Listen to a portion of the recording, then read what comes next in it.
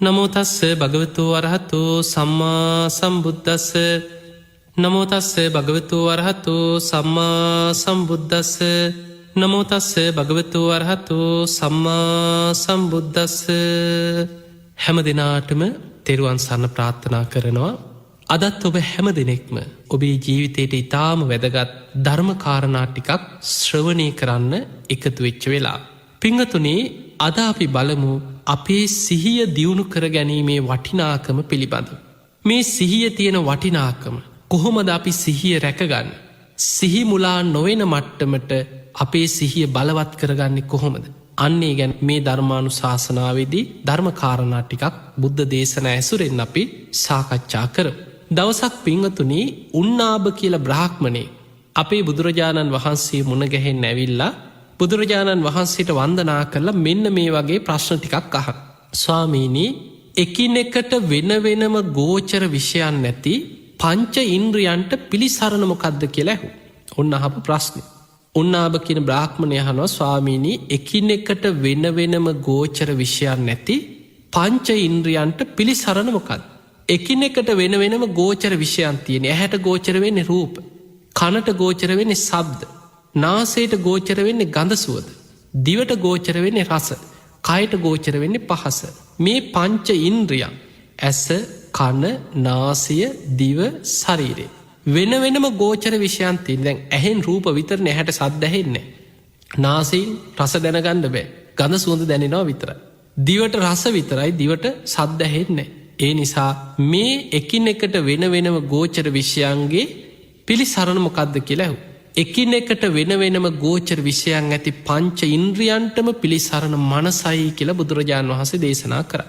එතකොට අපිට පේනවා ඇහැ කියන්නේ මනස පිළිසරණ කරගත්ත දෙයක්. කන කියන්නේ මනස පිළිසරණ කරගත්ත දෙයක්.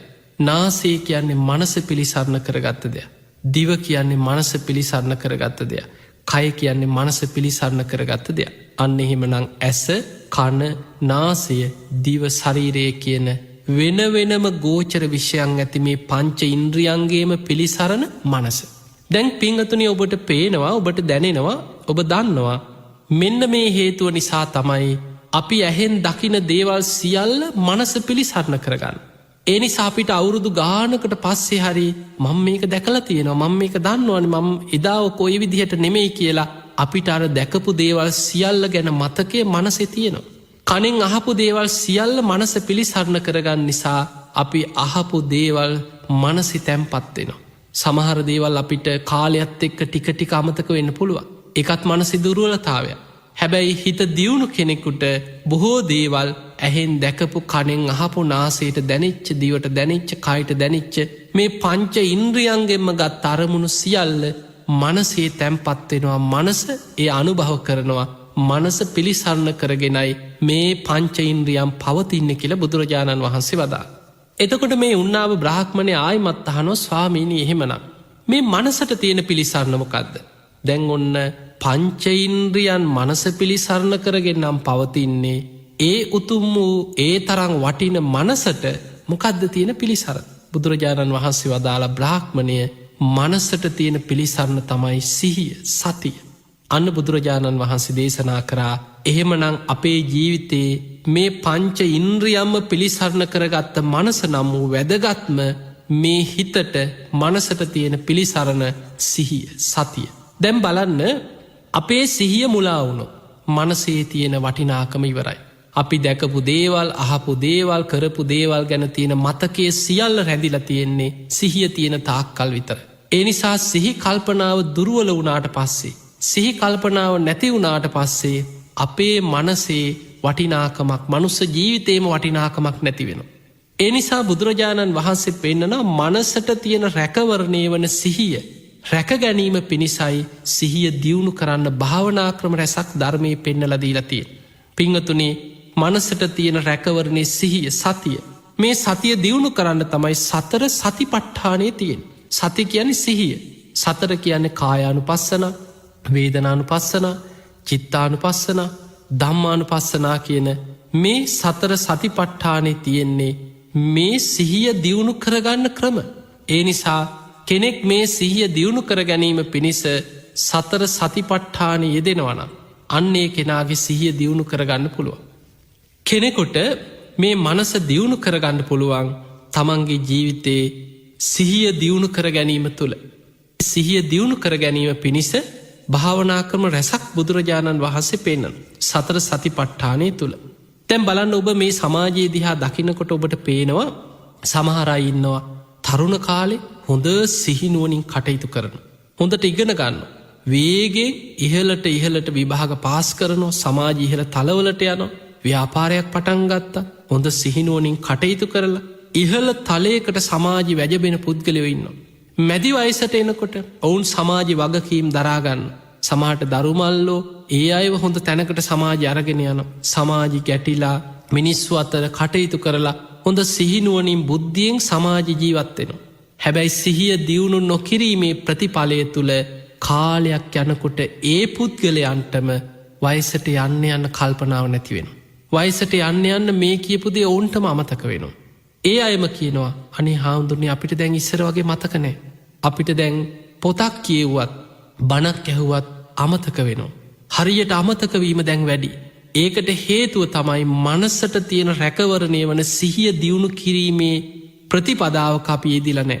සිහිය දියුණු කරගන්න අපි උත්සාහයක් කරගෙන නෑ ඒක ප්‍රතිඵලයක් හැටියට අපේ කය දුරුවල වෙන්නේ යම් සේද වයිසට යනකොට සිහියත් ඒ හා සමානෝම දුරුවල වෙන්න පටන්ගන්නවා සසර පින නැත්නම්. සිහිය දියුණු වෙලා නැත්නම්.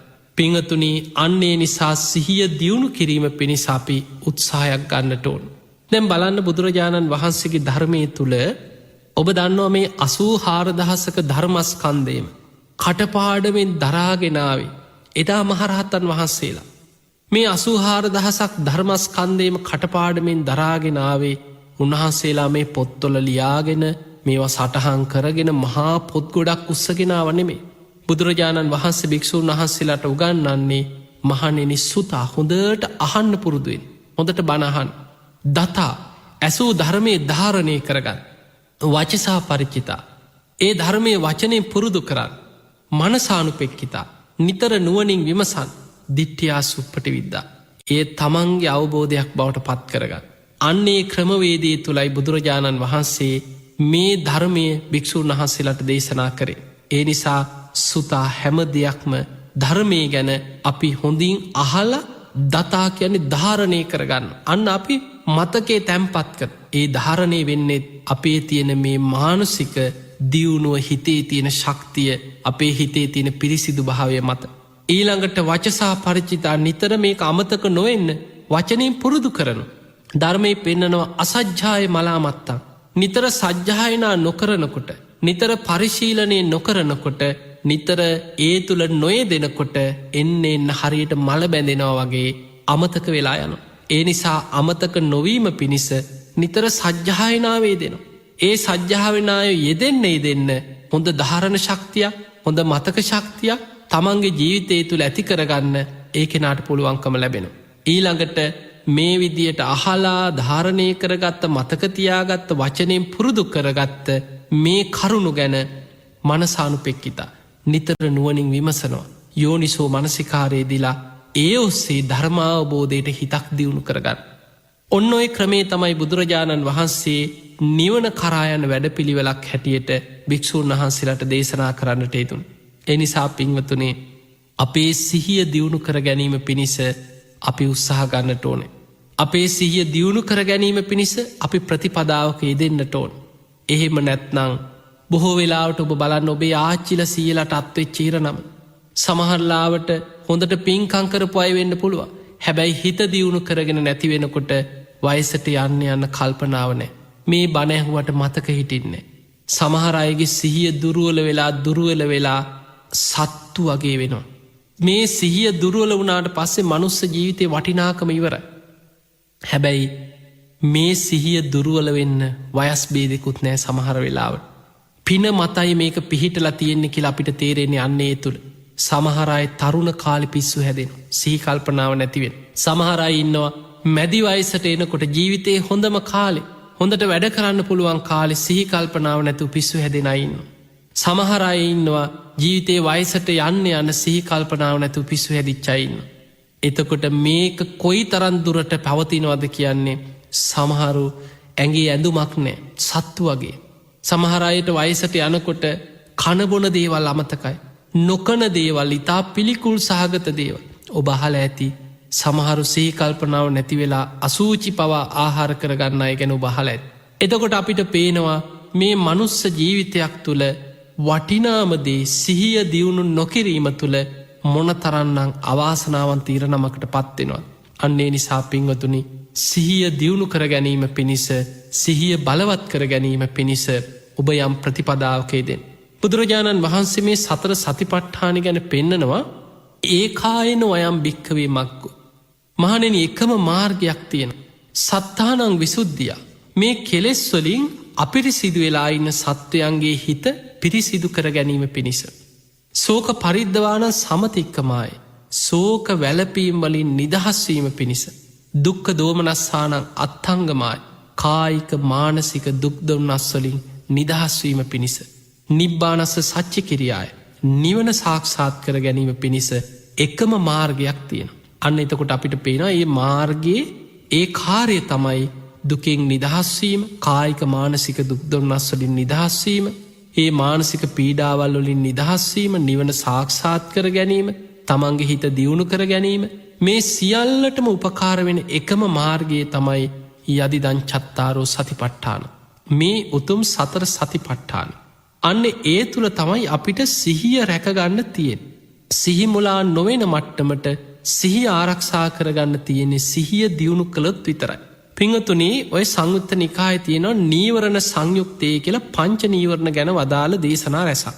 ඒ තුළ තියෙනවා අකුසල රාසි සූත්‍රයේ කියලා බුදුරජාණන් වහන්සේ පෙන්න මහනෙන පංච නීවරණ කියන්නේ තනි කරම අකුසල් ගොඩක්. මේ පංච නීවරණ නිසා වෙන්නේ අචක්කු කරනා කෙනෙක්ගේ දහම් මැස නැති වෙලා යන. අඥ්ඥාන කරනා කෙනෙක් මෝඩෙක් බවට පත් කරන ඔහුගේ නුවනැස එන්න දුරුවල වෙලා යනවා පංච නීවරණ බලවත්වෙන්න කල්පනා ශක්තිය නැතිවෙන් නුවනැස දුරුවල වෙන. කෙනෙක් මෝඩෙක් බවට පත් කරනවා බුදුරජාණන් වහන්සේ පෙන්වා පඤ්ඥාය දුබ්බලී කරන කෙනෙගේ ප්‍රඥාව දුබල කරනවා. ඔහුගේ මතක ශක්තිය ටිකෙන් ටික අමතක වෙලා යන. අන්නේ නිසා මේ නීවරණ යටපත් කිරීමෙන්මයි සිහිය දියුණු කරගන්න තිය. තැන් බලන්න ඔබ යමක් මතක් කරගන්නකොට. ඔබ යමක් සිහි කර නේද මතකයට ගන්න. ඔබට අමතක වෙච්ච දෙයක් හරි ඔබ ඉගෙනගත්ත දෙයක් හරි විභාගික දිහරි ඔබ යමක් සිහිකර තමයි මතකෙට ගන්න. එතකොට ඔබ සිහිකර යමක් මතක් කරගන්නකොට ඔබේ සිහිය දුරුවලන. ඔබේ නීවරණ නිසා ඔබේ සිහිය සම්පූර්ණයෙන්ම දුරුවල වේගෙන යනවන. ඔබට සිහි කල්පනාව එන්න දුරුවලනම් ඔබේ මතක ශක්ති අඩුවෙන. හැබැයි බුදුරජාණන් වහන්සේ පෙන්වා කෙනෙක් හොඳට සතිපට්ඨානය ඔස්සේ නීවරණ යටපත් කරගෙන. චිත්ත ඒකාග්‍රතාවයක් ඇති කරගන්න හිත දමනයක දෙනවනං ඒ පුද්ගලයාගේ සිහිය ටිකෙන් ටික වැඩෙනවා. ඔහුගේ හිතේ එකඟතාවේ වැඩෙනවා අර නීවරණ යටපත්වෙනවා. නීවරණ යටපත්වෙන්න වෙන්න හිතේ පිරිසිදු භාවේ වැඩි වෙනකොට ඔහුගේ මතක ශක්තිය වේගෙන් වර්ධනය වෙන. එනිසා තමයි පින්වතුනි 84,000ක ධර්මස්කන්ධය මේසා විශාල ධර්මසාගරයක් කටපාඩමෙන් දරාගෙන භික්‍ෂූන් වහන්සේලා අරගෙනාවේ සිහිය දියුණු කිරීමේ ප්‍රතිපදාවක් තුළ මේ ධර්මය අරගෙන යන්න බුදුරජාණන් වහන්සේ උගන්නපු නිසා. ඒ නිසා මේ ධර්මය තුළ බුදුරජාණන් වහන්සේ පෙන්නලම දීලා තියෙන්නේ භාවනාවත් එක්කම හිත දියුණු කරගෙන ඒ සිහිය තුළ ධර්මය හොඳට මතකතියාගෙන කටපාඩමෙන් ධර්මය අනාගතයේ ආරක්ෂා කරගෙන අරගෙන යන වැඩ පිළිවල්. එහෙම නැතුව පොත්තොල ලියාගෙන රාක්කවල පොත්පුරෝගෙන යන ගමනක් නෙමෙයි. තමන් සිහිය දියුණු කරගෙන සිහිය තුළ මේ සියල්ල හිතේ ධාරණය කරගෙන යන ගමන. එනිසා පින්වතුනි මේ සිහිය දියුණු කර ගැනීම පිණිස ඔබ යම් උත්සාහයකේද. ඔබේ ජීවිතේ පුංචි වෙලාවක් හරි ඔබ වෙන් කරගන්න. දැන් අපි බලමු සරල පැත්ත ඔබට ආනාපාන සතිය ගැනගම් මේ සතර සතිපට්ඨානය තුළ බුදුරජාණන් වහන්සේ පෙන්නන පළවෙනිම භාවනා කොටස තමයි ආනාපාන සතිය. මේ ආනාපාන සති යටතේ අපට සිහිය දියුණු කරගන්න ඉතාම සරල භාවනා ක්‍රමයක් හැටියට අපිට හිත වඩාගන්න පුරුදු කරන්න පුළුව. බලන්න මේ ආනාපාන සතියේදී බුදුරජාණන් වහන්සේ පෙන්නනවා අපේ හිතේ ස්වභාවය ගැන ඉස්සරලා ඔබ හිතා. අපේ හිත හරියට අත්තෙන් අත්තට පැන පැනා යන වඳුරෙකුට බුදුරජාණන් වහන්සේ උපමා කරන. අපි ඒ අරමුණක් අරගෙන මේ අරමුණ හිත හිතායි අපිට තව යමක් මතක්වෙන අපි ඊට පස් ඒක කල්පනා කරන. ඒක හිත හිතායනකොට සමහරලාට hina යන දෙයක් මතක් වෙන්න තනියෙන් hina යන්න පුළුවන්. ඊළඟට ඒ තුල අපි සිහිනයක් මවමවා ඉන්නකොට සමහරලාට දුක හිතෙන දෙයක් මතක් වෙනවා. එතකොට අපේ හිත හැම වෙලාවෙම මේ අරමුණෙන් අරමුණට දුවනවා. අරමුණෙන් අරමුණට දුවනවා කියන්නේ හිත හැම වෙලාවෙම පංච නීවරණ ඔස්සේම තමයි හිතක් පවතින්නේ. එතකොට මේ පංච නීවරණ ඔස්සේ දුවන නීවරණ ඔස්සේ පවතින හිත නොයෙක් අරමුණු ඔස්සේ වේගෙන් ගලාගෙන යන හිතක් අපි එක අරමුණක් තුල පවත්ව ගන්න, රඳව ගන්න, තැම්පත් කරගන්න, දියුණු කරගන්න ගන්න උත්සාහය තමයි හිතක් එකඟ කර ගැනීම පිණිස අපි ගන්න උත්සාහය. සරල ක්‍රමයක් හැටියට අපි ආනාපාන සතිය වඩනවා කියලා හිතන්න. එතනදී බුදුරජාණන් වහන්සේ අනිත් භාවනාවන් වලට වඩා ඉරියව්ව ගැනත් විශේෂයෙන් පෙන්වනවා. නිසීදති පල්ලංකං ආභුජිත්වා උජුං කායම් පනිදාය කෙනෙක් භාවනා කරනවා නම් ආනාපාන සතියේදී විශේෂයි. අනිත් භාවනාවලදී නම් සතර ඉරියව්වම තිට්ඨං චරන් නිසින්නවා සයානෝ මේ ඉරියව් හතරෙන්ම හිත වඩන්න පුළුවන්. හැබැයි බුදුරජාණන් වහන්සේ පෙන්නනවා ආනාපාන සතියේදී මේ හුස්ම රැල්ලත් එක්ක තමන්ගේ හුස්මත් එක්ක පෙනහලුත් එක්ක සම්බන්ධ වෙච්ච දෙයක්. ඒ නිසා කොඳුයට පේලියේ ඍජුව තියෙන විදිහට වාඩි වෙන එක වැදගත්මදි. ඒ නිසා උජුං කායම් පනිදාය කය ඍජුව තියෙන විදිහට වාඩි වෙන්න. එහෙම වාඩි වෙලා පරිමුඛං සතින් උපට්ඨපෙත්තා. තමන්ගේ සිහිය පිහිටවන්න කියන භාවනා අරමුණේ. භාවනා අරමුණ තමයි හුස්ම රැල්ල. එතකොට අපිට දැන් කෙනෙකුට හුස්ම එක එක තැන් වලින් දැනෙන්න පුළුවන්. කෙනෙක් කියන්න පුළුවන් මේ බඩේ හුස්ම ඇතුල් වෙනවා පිට වෙනවා දක්නකිනවා. ඒ නිසා මේ පිම්බීම හැකිලිම හැටියට එතන බලන්න. තව කෙනෙකුට හිතෙන්න පුළුවන් නෑ මේ නාසයේ මැදින් තමයි මට හුස්ම දැනෙන්නේ. කෙනෙකුට උඩු තොල ළඟින් හුස්ම දැනෙනවා. හුස්ම ඇතුල් වෙනවා තේරෙන. බුදුරජාණන් වහන්සේ පෙන්නන්නේ හුස්ම රැල්ල තුල හිත පිහිටවන්න. ඔබට පුළුවන් නම් නාසිකාග්‍රය තුල ඔබ හොඳට මොහොතක් හොඳට බලන්න හුස්ම ඇතුල් වෙන හැටි පිට වෙන හැටි ඔබ බලාගෙන ඉන්නකොට ඔබට දැනෙනවා. මේ නාසයේ දැවටෙනවා නාස් සිදුරේ වැදීගෙන ආශ්වාස මේ හුස්ම රැල්ල ශරීරයට ඇතුල් වෙන හැටි පිට වෙන හැටි ඔබට තේරෙනවා.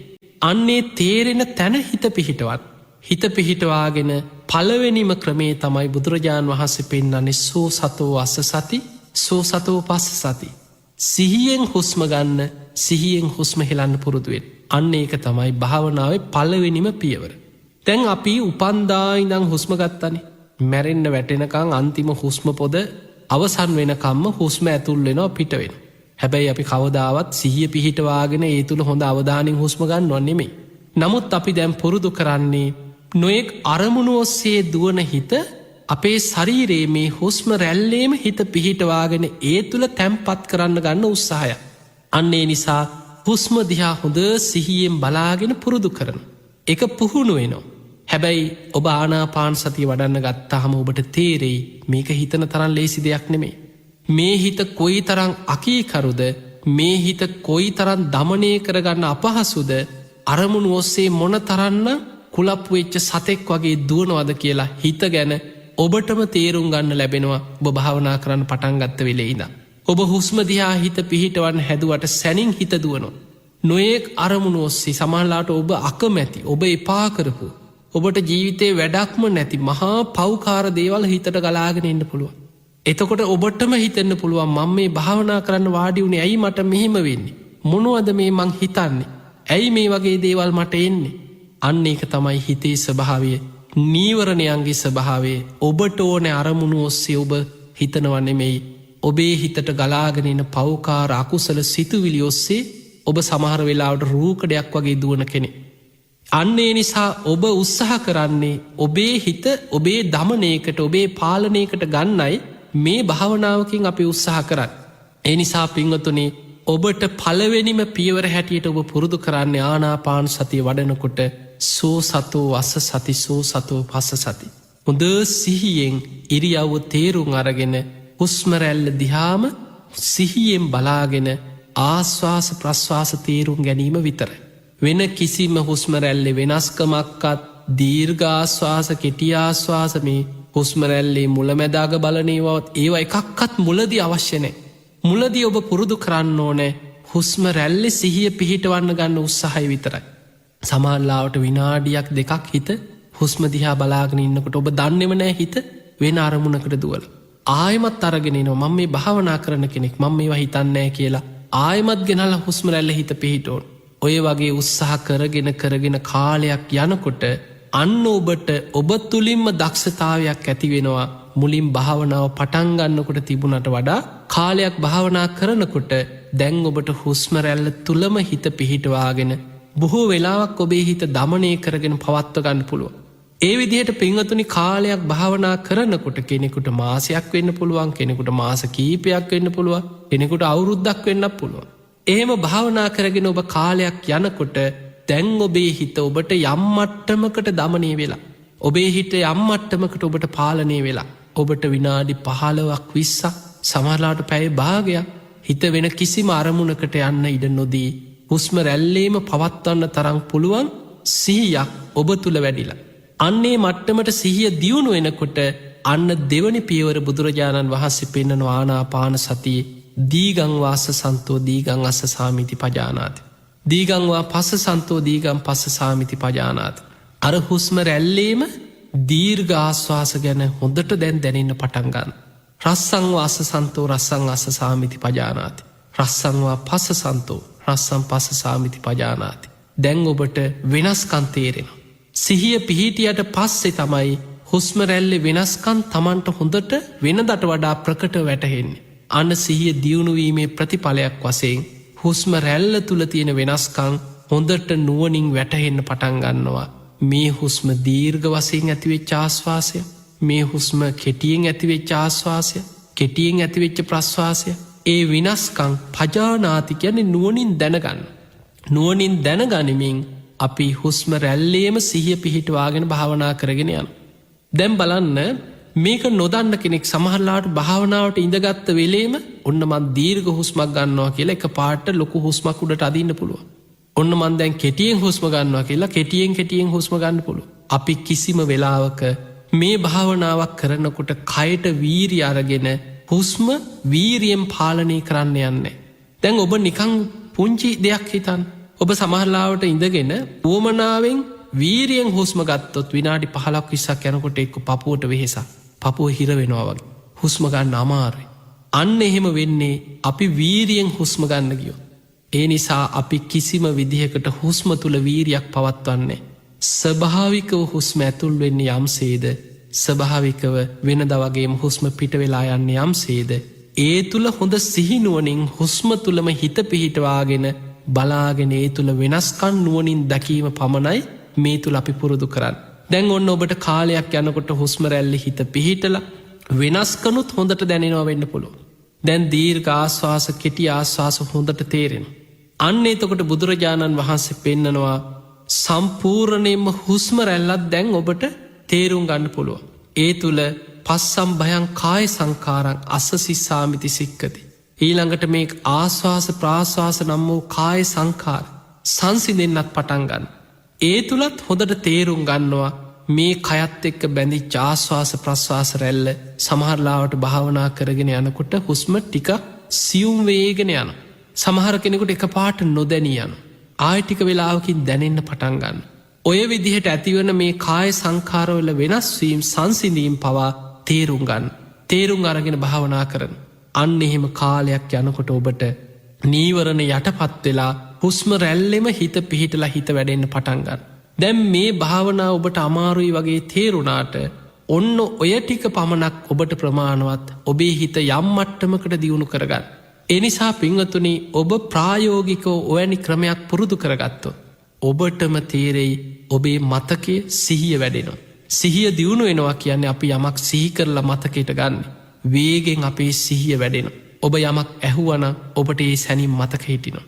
බොහෝ දෙනෙක් කියන්නේ අනේ අපි මේ දැන් ඇහුවට දැන් මතක නැහැ. ඉස්සර වගේ අපිට මතක හිටින්නේ ඉක්මනට අමතක වෙලා යන.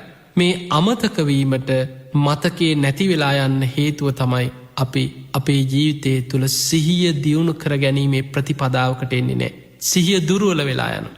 කෙනෙක්ගේ සිහිය දුර්වල වුණාට පස්සේ මනුස්ස ජීවිතේ වටිනාකම ඉවරයි. පින්වතුනි ඕනෑම සත්වයකට සිහියක් තියෙනවා. දැන් ඔබ සතර අපාය ගැන අහලා ඇති බුද්ධ දේශනාවල් වල බුදුරජාණන් වහන්සේ පෙන්වනවා නිරේට ඇදිලා යන නිරි සත්වයාට පවා යම රජුරු සිහි කරලා දෙනවා එම්බා පුරුසිය නුඹ අපායට ආවේ නුඹේ අම්මා කරපු කර්ම ගෙවන්න නෙමෙයි. නුඹේ තාත්තා කරපු අකුසල් ගෙවන්නව නෙමෙයි. නුඹේ ඥාතියෙක් කරපු අකුසල් ගෙවන්නව නෙමෙයි. නුඹ විසින්ම කරපු මේ වගේ අකුසල් නිසා අපායට ආවේ කියලා අපායේ දොරටුව ළඟදී 5 වතාවක් සිහි කරලා දෙනවා කියලා දේවදූත සූත්‍රය සඳහන් වෙනවා. එතකොට සිහි කරලා දෙන්නේ සිහියක් තියෙන නිසානේ. තමන් කරපු අකුසල් තමන්ට සිහි වෙනවා. නමුත් සිහිය දියුණු කරගන්න බෑ මේ අපායගත සත්වයෙකුට. ඊළඟට තිරිසන් ලෝකේ තිරිසන් සතෙක් දිහා හිතන්න. තිරිසන් සතුන්ටත් හොඳ සිහියක් තියෙනවා. ඒ නිසා තමයි ඔවුන් සමහරලාවට ගෙදර කෙනා අඳුන ගන්නවා. සමහර බලන්න කුරුල්ලෙක් දිහා කිලෝමීටර් ගණන් පියාඹගෙන ගිහිල්ලා මොනවා හරි ගොදුරක් හොයාගෙන තමන්ගේ කූඩුව හොයාගෙන එනවා. වෙන කූඩුවලට යන්නේ නැතුව මේ කැලේ පියාඹගෙන යනකොට තියෙන ගස් කොළන් මේ සියල්ල හොඳට තේරුම් අරගෙන තමන්ගේ කූඩුව තියෙන තැනට එනවා.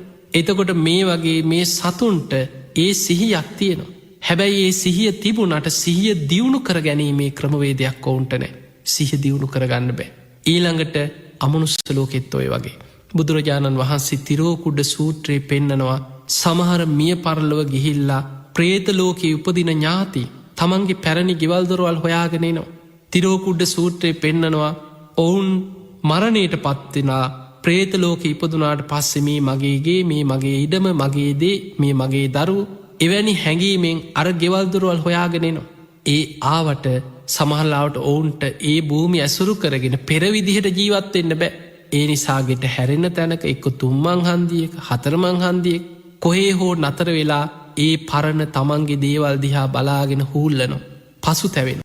ඒ තැන්වල නතර වෙලා සමහරලාට මේ භූමිවල එහාට මෙහාට යන තිරෝකුඩ සූත්‍රයේ බුදුරජාණන් වහන්සේ වැනි කරුණු රැසක් දේශනා කරන. ඊළඟට ඔබ අහලා ඇති ওই പ്രേතවත්වයේ තියෙන සිදුවීම්. සමහර අවස්ථාවල් වල ප්‍රේතයෝ පෙනී ඉඳලා සාරිපුත්ත මාතා නමින් പ്രേතවත්වයක් තියෙන සාරිපුත්ත හාමුදුරන්ගේ ආත්ම 5කට පෙර අම්මා මරණයට පත් වෙලා പ്രേත ලෝකේ උපදිනවා ප්‍රේතියක් හැටියට. දවසක් උන්වහන්සේ පිණ්ඩපාත යනකොට පෙනී ඉඳලා කියනවා අනේ ස්වාමීනි මං ඔබ වහන්සේගේ ආත්ම 5කට පෙර අම්මා අහක බලාගෙන යන්න එපා ස්වාමීනි මට පින් ටිකක් දෙන්න කියලා. උන්වහන්සේ නුවණින් බලනවා ඇත්තද මේ ප්‍රේතිය කියන්නේ බලනකොට මේ කාරණේ ඇත්ත. ආත්ම 5කට පෙර අම්මා වෙලා හිටපු කෙනා. එදා උන්වහන්සේ පිණ්ඩපාතේ ගිහිල්ලා තමන්ගේ පාත්‍රයට දානේ පිරෙනකම් පිණ්ඩපාතේ කරා. වෙනදට නම් තමන්ගේ දාන ටික ලැබුණට පස්සේ පිණ්ඩපාතේ කිරීම නවත්තනවා. එදා පාත්‍රයේ පිරෙනකම් පිණ්ඩපාතේ කරගෙන ඇවිල්ලා ආරාමේ හිටිය අනෙක් ස්වාමින් වහන්සේලාගේ පාත්‍රවලට තමන්ගේ පිණ්ඩපාතේ දාන ටික බෙදුවා. එහෙම බෙදලා ඒ පින අනුමෝදන් කරා අද මම පිණ්ඩපාතේ කළා මට ලැබිච්ච දාණය මේ අනෙක් ස්වාමින් වහන්සේලාට පූජා කිරීමෙන් ලැබිච්ච පින මීට ආත්ම 5කට පෙර අම්මා වෙලා പ്രേත ලෝකේ ඉන්න මේ ප්‍රේතියට අනුමෝදන් වෙලා සුවපත් වේවා කියලා පින් දුන්නා. ඊට පස්සේ මේ ප්‍රේතිය පින් ලැබිලා පෙනී හිටපු විස්තරයක් പ്രേතවත්වයේ සඳහන් වෙලා තියෙනවා. එතකොට අපිට පේනවා ප්‍රේතයන්ට ඒ අතීත මතකයන් පවා සමහරලාවට අඳුන ගන්න පුළුවන්. හැබැයි ඔවුන්ට ඒ සිහිය දියුණු කරගන්න බෑ. ඔවුන්ගේ මතකේ දියුණු කරගන්න පුළුවන්කමක් නෑ. උපතින් ලැබෙන සිහියක් දියුණු කරගන්න පුළුවන් මනුස්සයන්ට දෙවියන්ට බ්‍රහ්මයන්ට. මේ 3 ලෝකේම ඉන්න අයට තමයි මනුස්සයන්ටත් දෙවිය ලෝකෙ දෙවිවරුන්ටත් බ්‍රහ්ම ලෝකෙ බ්‍රහ්ම දේවතාවරුන්ටත් සිහිය දියුණු කර ගැනීමේ හැකියාව තියෙනවා. අන්න එවැනි කෙනෙකුට තමයි බුදුරජාණන් වහන්සේගේ ධර්මයේ සිහිය දියුණු කරගන්න භාවනා ක්‍රම පෙන්වන්නේ. බුදුරජාණන් වහන්සේ සිහිය දියුණු කර ගැනීම පිණිස 4 සතිපට්ඨානෙ සිහිය දියුණු කරගන්න ක්‍රමවේද රැසක් අපිට දේශනා කරනවා. අපි මේ උතුම් 4 සතිපට්ඨාන දේශනාවන් වල ප්‍රායෝගිකව යෙදෙනවා නම් අපි මේ උතුම් 4 සතිපට්ඨානෙ තමන්ගේ ජීවිතේ ටික ටික හරි භාවනා ක්‍රම පුරුදු කරගන්නවා නම් ඔබටම තේරෙයි කාලයක් යනකොට ඔබේ සිහිය, ඔබේ මතක ශක්තිය, ඔබේ නුවණ දවසින් දවස වර්ධනය වෙනවා. ඔබට හොඳ සිහිනුවණක් වැඩෙනවා. ඔබේ මතක ශක්තිය දියුණු වෙනවා. ඔබට වෙනද යමක් මතක තියාගත්තට වඩා ඉක්මනින් යමක් මතක් කරගන්න, ඔබේ මතකයේ තැම්පත් කරගන්න හැකියාවක් ඔබට ලැබෙනවා. අන්නේ නිසා මනසට තියෙන එකම රැකවරණය තමයි සිහිය.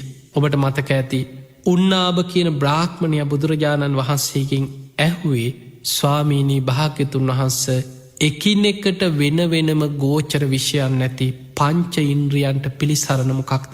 ඇස, කන, නාසය, දිව, ශරීරය, මනස කියන මේ පංච ඉන්ද්‍රියන් ඒ අතර මනස තමයි මේ පහ පිළිසරණ කරගෙන තියෙන. පංච ඉන්ද්‍රියන් කියලා ගත්තහම ඇස කන නාසය දිවකය බාහිරට විවෘත වෙච්ච දේවල්. ඇහැට රූප, කනට සබ්ද, නාසයට ගඳ සුවඳ, දිවට රස, කයට පහස. එකින් එකට වෙන වෙනම ගෝචර විෂයන් රැසක් තියෙන. මේ පහම පිළිසරණ කරගන්නේ මනසයි. දැන් අපි ඇහේ ආරක්ෂාව වෙනුවෙන් අපි නොයෙක් දේවල් කරනවා. සමහරලාට අපි අවුවට ගියත් ඇස් කන්නාඩියක් පළඳින. ඇහැට ලෙඩක් හැදිච්චකම අපි ඇහැට බේද්දාල් මොනොහරික ලැහැක් සුවපත් කරගන්න උත්සාහ කරන. ඊළඟට ඇහැට කාචදාල් ඇස් කන්නාඩි පාවිච්චි කරන ඇහේ ආරක්ෂාවට නොයෙක් දේවල් කරන. ශරීරේ ඊළඟට කනක ලෙඩක් හැදුනත් තුවාලයක් හැදුනත් ඉක්මට බේට්ටිකක් ගන්න. ඊළඟට නාසය මේ දිව ඔබ බලන්න මේ ශරීරය ලස්සන කරගන්න මිනිස් මොන තරං වියදං කරන. මේ කය දියුණු කරගන්න කයේ ශක්තිමත් භාවය හදාගන්න කය රැකගන්න නොයෙක් දේවල් කරන. හැබැයි මේ ඇස කන නාසේ දිව ශරීරයේ කියන පංච ඉන්ද්‍රියම්ම පිළිසරණ කරගෙන තියෙන මනස. ඇහෙන් දකින දේවල්, කනෙන් අහන දේවල්, නාසයට දැනෙන දේවල්, දිවට දැනිච්ච දේවල්, කයට දැනිච්ච දේවල් සියල්ල ඔබේ මනසේ තමයි තැන්පත්වෙන්. ඒ නිසා මේ පංච ඉන්ද්‍රියන්ගේම පිළිසරණ මනසයි. ජීවිතේ වැදගත්ම ඉන්ද්‍රිය තමයි මනස. බුදුරජාණන් වහන්සේ පෙන්නන්නේ අපි කරන හැම දේකටම මුල් වෙන්නේ මනස. මනෝපුබ්බංගමාදම්ම. මනස මුල් වෙලා තමයි හැම දෙයක්ම ක්‍රියාත්මක වෙන්නේ. එතකොට මේ මනස ජීවිතේ වටිනාම දේවන පංච ඉන්ද්‍රියන්ගෙන් ගන්න අරමුණු අනුභව කරන මනස රැකෙන්නේ සිහිය දියුණුනොත් විතරයි. ඒ මනසේ රැකවරණය වන සිහිය සතිය අපිට දියුණු කරගන්න බැරිවුණොත්. සිහිය රැක ගැනීම පිණිස අපිට ප්‍රතිපදාවකේ දෙන්න බැරිවුණොත් අපිට කියන්න බෑ අපේ ජීවිතේ කොයි වෙලා සිහි කල්පනාව නැතිවේද. තරුණ කාලි පිස්සු හැදෙන අයින්න. මැදිවයිසි සිහි කල්පනාව නැතුව කල්පනා ශක්තිය නැති වෙලා යන අයින්න. වයසට යන්න කල්පනාව දුරුවල වෙනවා සමහරලාවට සිහිය දියුණු කරගත්තේ නැත්න. අන්නේ නිසා ඔබ අප්‍රමාදී කෙනෙක් වෙන්. අප්‍රමාදීව සිහිය දියුණු කර ගැනීම පිණිස ප්‍රතිපදාවකේදෙන්. දවසකට විනාඩි 15ක් 20ක් හරි ඔබ සිහිය දියුණු කරගන්න වැඩ පිළිවලකේදෙන්. ඔබ බුදුන් අදින එක පිනක් වෙන්න පුළුවන්. ඔබ බුද්ධ පූජාව තියෙනවා වෙන්න පුළුවන්. ඔබ බණහනව වෙන්න පුළුවන්. ඔබ සමහරලාවට සිල්ගන්න යනව වෙන්න පුළුවන්. හැබැයි ඒ සියල්ල ඔබේ ජීවිතයට ඔබට පින් රැස්වෙනවා. හැබැයි ඔබ ප්‍රායෝගිකව ඔබ භාවනාවක් හැටියට ඔබේ හිත දියුණු කරගන්න ඔබ ප්‍රතිපක්තියකට යෙදුන් නැත්නම් ඔබේ හිත රැකගන්න අර කරන ටිකෙන් පමණක් ප්‍රමාණවත්වෙන්නේ නෑ. බලන බුදුරජාණන් වහන්සේ මහා සාරෝපම කියලා ලස්සන දේශනාවක පෙන්නනවා. මහා සාරෝපම කියන විශාල අරටුවක් තියෙන වටිනා ගහ. කෙනෙක් යනව මේ වටිනා ගහේ වටිනා දෙයක් හොයාගෙන යන. ගිහිල්ල මේ ගහ දැක්කට පස්සේ මේ කෙනා මොකද කරන්නේ කොලාතු ටික දිහා බලලා හිතනවා අන්න ගහේ වටිනාදේ. මමනං මේකෙන් ප්‍රයෝජනයක් ගත්තා කියලා කොලාතු ටිකක් අරගෙන යන. තව කෙනෙක් එනවා ගහ හොයාගෙන. ඇවිල්ලා ඔන්න අපිත් වැඩේ කරගත්තා කියලා ගහේ පොත්ත ගලෝගෙන යනවා. කෙනෙක් එනවා ඇවිල්ලා අර ගහේ තියෙන මල් ටිකක් දළු ටිකක් කරේ තියාගෙන යනවා අපිත් වැඩේ කරගත්තා කියලා. බුදුරජාණන් වහන්සේ වදාලා ගහේ අරටුව ගැන ගහේ වටිනාකම ගැන දන්න කෙනා කොලාතුවලට රැවටෙන්න්නෙත් නෑ මල්ලොලට රැවටෙන්න්නෙත් නෑ ගහේ පොත්තට රැවටෙන්න්නෙත් නෑ එලේට රැවටෙන්න්නෙත් නෑ. ඔහු මේ සියල්ල තෝරල බේරල ගහේ වටිනාම දේවන අරටුව ගන්න. අන්නේ වගේ මේ බුද්ධ ශාසනයේ අරටුව තමයි සීල සමාධි ප්‍රඥා දියුණු කර ගැනීම. ඒ පිණිසයි අපි දන් දෙන්නේ ඒ පිණිසයි අපි පින්කං කරන්න ඒ පිණිසයි අපි බුද්ධ පූජාව තියන්නේ හිතේ සද්ධාව ඇති කරගන්න කය වචනේ සංවර කරගන්න මේ සියල්ලේ අවසානයේ හිත දියුණු කරලා කෙලෙසුන්ගෙන් මිදීම. ඒ නිසා ධර්මාවබෝධය පිණිස යන ගමනේ මගින් නතර වෙන්න එපා. දානේ ටිකක් විතරක් දීලා ඔය මදෑ කියලා එතන නතර වෙන්න එපා. අපි බුද්ධ පූජාව තියෙන අපි බුදුන් අදින අපි බෝධි පූජා කරන ඔය මදෑ කියලා එතන නතර වෙන්න එපා. එතකොට කොලාතු ටික විතරක් අරගෙන ගිය කෙනෙක් වෙනවා. පොත්ත විතරක් රැහැගෙන ගිය කෙනෙක් වෙනවා. ඒ නිසා ජීවිතේ හිත දියුණු කරගන්න උත්සාහයක් ගන්න. සතර සතිපට්ඨානෙ වඩාගන්න හිත දමනය කරගන්න ඔබ හැම දෙනාටම ඔබේ සිහිය රැකගෙන හිත දියුණු කරගෙන තුම් වූ ධර්මයම අවබෝධ කරගන්න වාසනාවම ලැබේවා ලැබේවා ලැබේවා කියලපි ආශිර්වාද ප්‍රාර්ථනා කරන.